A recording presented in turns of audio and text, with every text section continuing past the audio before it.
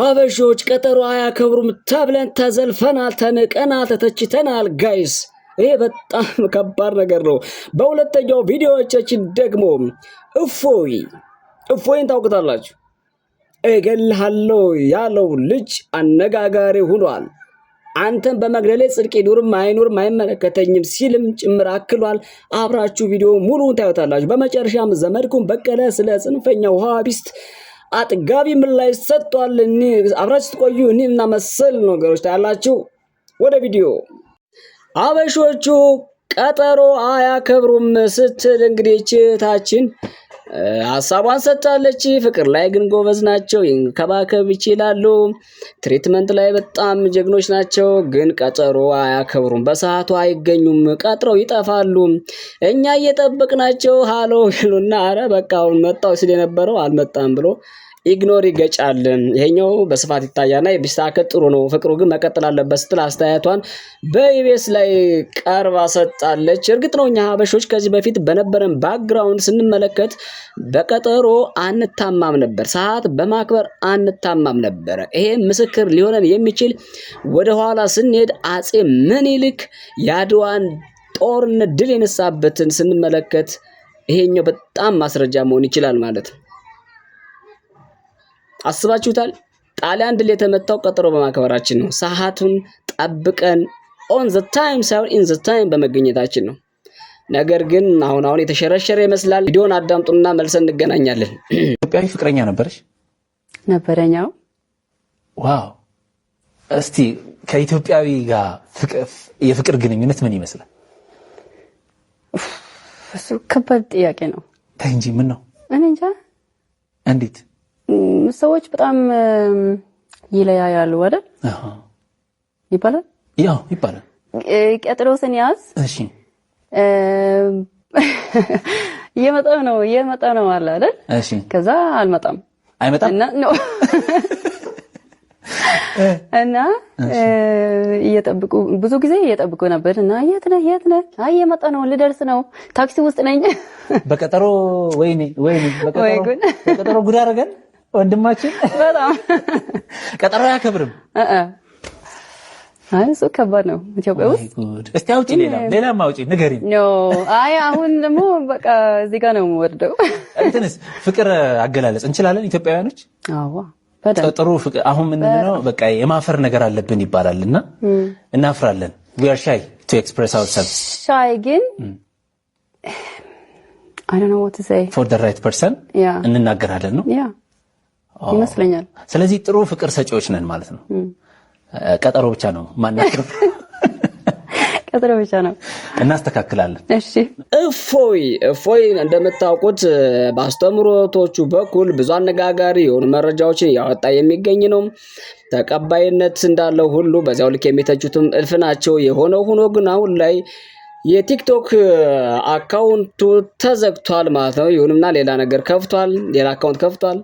ከዚህ በተጨማሪ እንግዲህ እፎይ እገልሃለሁ የሚል ከሙስሊሞች ዘንድ ዛቻ ደርሶበታል። እገልሃለሁ፣ አጠፋሃለሁ፣ ጽድቅም ይኑር አይኑርም አይመለከተኝም፣ አንተን ባገኘ ግን እቦቅሳለሁ ሲል ሀሳቡን ሰጥቷል። ይሁንና ለዚህ ምላሽ የሚሆን እፎይም አጥፍቼ ከሆነ ለምን አንድ ጊዜ ቀርቶ 2-3 መሞት እችላለሁ፣ መግደልም ትችላለህ፣ አንተ መጠሳውን የመጥቼን ትገለኝ አረጋለሁ የሚል አነጋጋሪ ምላሽ ሰጥቷል። ነገር ግን ገላለሁ ያለው አካል የእፎይ ምላሽ ከሰማ በኋላ ወጥቷል ማለት ነው። ቪዲዮውን ተከታትለን እንመለስና ወደ መጨረሻው ቪዲዮ ዘመድኩን እንቀጥላለን። እኔ እውነት ነው በነገሬ ቢያገኝ ብገልህ እኔ ደስ ይለኛል። እውነት ነው ቤተሰብ ልጄን እናቴም ማለት ነው 1000 ጊዜ ቢሞቱብኝ እኔ አንተን አግኝቼው ነገር አድርጌ ከዚህ አስጠያፊ ስለምወደው ነብይ ከሚሰማ ህይወቴን መስዋዕት ቢያረግ እውነት ነው እኔ ቢያገኝ በጣም ደስ ይለኛል። አሁን ስለጥቁ አይደለም ምን አለ መሰለህ አክብርልኝ እኔ ነብዬ አይደለም ውደድልኝ። ተስማማው ቆይ አንድ ነገር ደግሞ እሺ ቆይ ተስማማው አንድ አዳምጠኛ እኔ ተስማማው አሁን አንተ ባልከው መሰረት እንድገለኝ ድረስ ያደረገህና በጣም ያበሳጨህ ግን ስቲል በቀን በ3 ቀን ውስጥ 2 ቀን ትከታተለኛለህ ወይ ስልህ ከዛም በላይ አልከኝ። ሁሉ ቀን ትከታተለኛለህ ማለት ነው። ስቲል ብትናደርብኝም ግን እየተከታተልከኝ ነው። ይህንን ባይል ኖሮ ወይንም ደግሞ ይህንን ዋሽቶብናል የምትለው ነገር አለ ወይ? ምክንያቱም የተጻፈ ካልኩኝ እየጠላኸኝ ያለኸው አንተ በተሳሳተ መንገድ ነው። የተጻፈውን እኔ ካልኩኝ ወይ አንዴ የተጻፈውን እኔ ካልኩኝ አንተ እየጠላኸኝ ያለኸው በተሳሳተ መንገድ ነው። እውነትም ደግሞ ያን ነገር መረጃ የሌለውን እያልኩ ከሆነ ደግሞ አንተ ትክክል ነህ፣ እኔ ስህተተኛ ነኝ ማለት ነው። ስለዚህ ለኦዲየንሱ ግልጽ ለማድረግ ያህል ለምሳሌ እንዲህ ትል ነበረ በነብያችን ላይ እንዲህ ትላለህ፣ ይሄ ደግሞ ስድብ ነው የለም የምትለው ነገር አለ።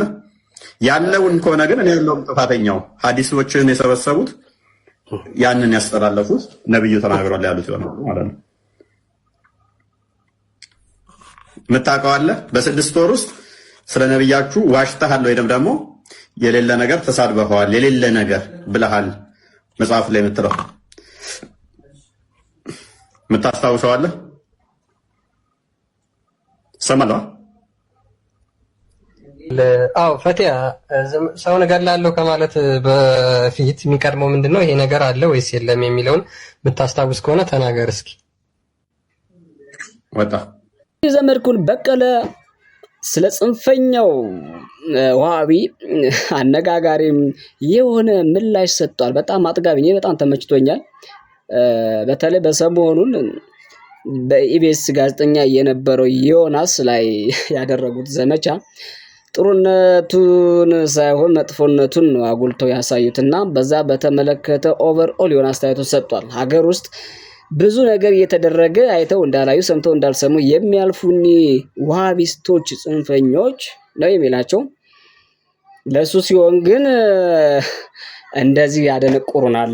ጭራሽ እስራኤልም መንግስትም ሀገራችን ኢትዮጵያ ውስጥ ሲገባ አንዳቸው እንኳን አልጻፉም፣ አንዳቸውም አልተቃወሙም።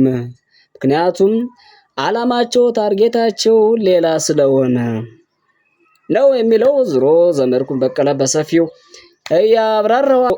ዘመዴን ስሙት። በተረፈ ላይክ፣ ሼር፣ ሰብስክራይብ ማድረጋችሁን እንዳትረሱ። ሰላም። ዋሃቢያ ፈሪ ነው።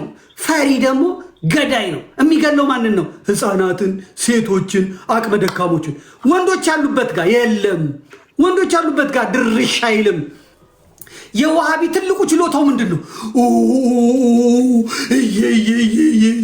እኛ እንደዚህ ሆነን በአፄው ጊዜ እንደዚህ በበለዘዝ ጊዜ እንደዚህ ኧረ እባክህ ዝም በል። ይሄን ውሰድ። እሺ አይበቃኝም፣ ይሄን ልጨምርልኝ። እሺ በቃ ያው ውሰደው፣ እኔ በቃ አትጩብኝ። እሺ ደግሞ ያን ጨምርልኝ። ወየው ወየው ወየው፣ ወደ ላይ ብትሄድ ወየው፣ ወደ ላይ ብትሆን ወየው። ለቅሶ ለቅሶ ለቅሶ ለቅሶ ለቅሶ ለቅሶ። ለምንድነው ትምህርት ማለፍ ያቃተው? መተት ተደርጎብኝ፣ ክርስቲያኖቹ ከበዙ መተት ያደርጉብኛል። እንዴት አድርጌ ልቻለን? ሳሂር አድርገውብኝ፣ እንደዚህ አድርገውብኝ። እሺታ ምን ይደረግ? ክርስቲያኖች ይውጡልኝ። ምንድነው ያማረ? የእንትና ቤት ቴሌቪዥን ትልቅ ነው፣ እሱ ነው ያማረኝ። ለእኔ የነበረውን ነው እሱ እንደዚህ አድርጎ እንትን ያለው። በቃ ምን ዕዳ እንደገባን፣ ምን አይነት ዕዳ፣ ምን አይነት ትውልድ፣ ምን አይነት እንትን እንደመጣ እግዚአብሔር ያውቅ።